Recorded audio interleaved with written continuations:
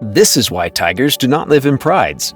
The tiger is a truly fascinating animal with a bunch of interesting behaviors, traits, and quirks. This fierce and ancient predator is the pinnacle of what the highly successful cat family has to offer, so our interest in it is only natural. One of the more curious traits about the tiger, especially when compared to the highly social lion, is its tendency to live alone. Why is this? Why do tigers differ from lions in this way? What would happen if humans tried to make tigers live in groups or prides? Well, that's what today's video is all about, so sit back, relax, and let's take a look at the real reason why tigers do not live in prides. Let's roll. Tiger Kingdom. Tigers, or Panthera tigris to taxonomists, are the world's largest cat species, and nowadays are only found in Asia. The various tiger subspecies have a range that extends from India to the Indo-Chinese peninsula to Siberia, China, and throughout Southeast Asia. While this is a fairly widespread domain, it is actually less than 7% of the tiger's traditional kingdom. At their peak, tigers were found all over Central Asia too. Turkey, Afghanistan, Pakistan, and surrounding areas all supported plenty of tigers and tiger subspecies. Since then, humans and human activity have done a real number on the animals. This has resulted in the extinction of notable subspecies like the Andong and Caspian tigers and the dramatic diminishing of the tiger kingdom overall. The International Union for the Conservation of Nature, IUCN, classifies the tiger as endangered, and as of 2022, there are fewer than 6,000 tigers left in the wild. Of course, in the defense of humans, living side by side with tigers isn't an entirely ideal situation. Not only are tigers a threat to livestock and therefore livelihoods, but they are also a direct threat to humans themselves. History has many cases of man-killing and man-eating tigers, and prehistory is probably overflowing with them. Big cats like tigers, lions, saber-toothed cats, and leopards were a major hurdle for early humans and their ancestors to overcome. As such, tigers and their habitats were often destroyed to protect humans, their families, and their property. Of course, other reasons why tigers have been pushed to the brink are hunting for sport, furs, trinkets, and medicinal ingredients. Such reasons are, at the very least, ethically controversial, and at most, outright cruel and unjustified. Among the more brutal reasons why tigers are much rarer than they used to be is the illegal pet trade and animal fighting pits.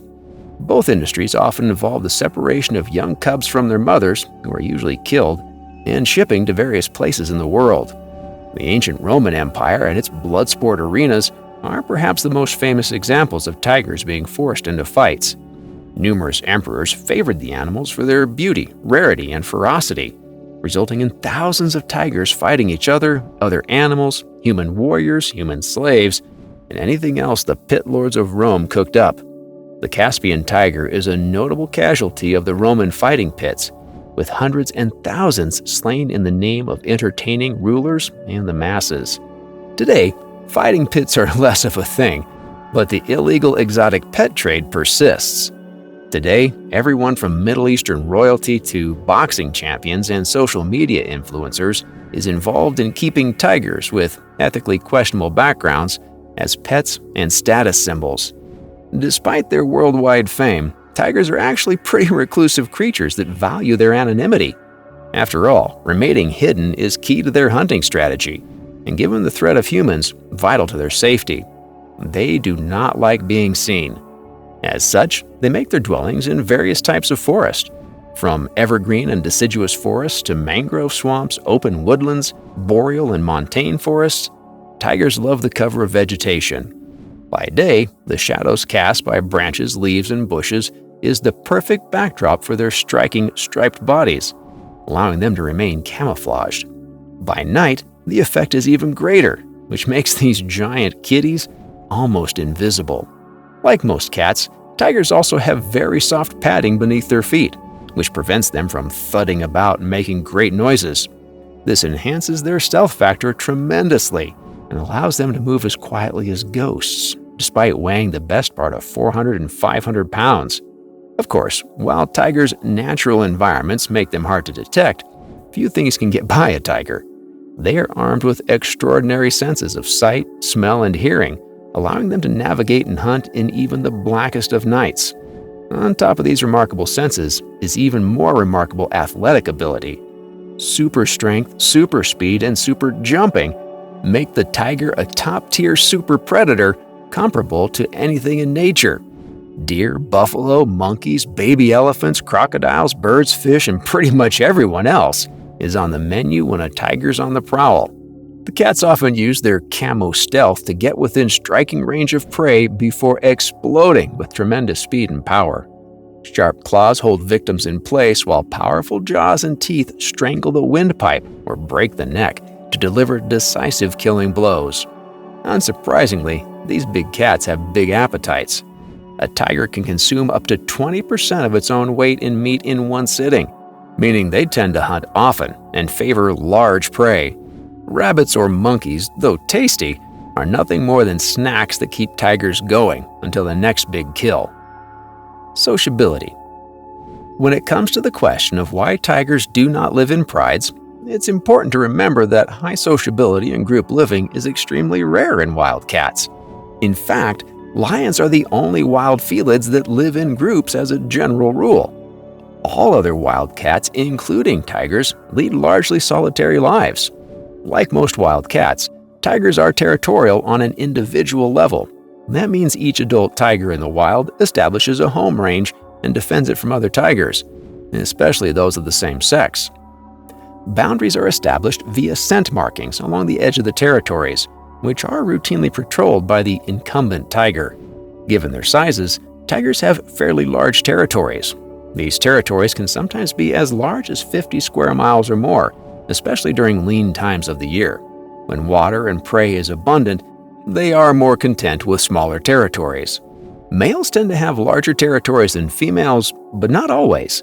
In fact, a single male tiger's territory may overlap with as many as 5 female tiger territories. So, intersex social contact and coexistence are fairly common even outside mating periods.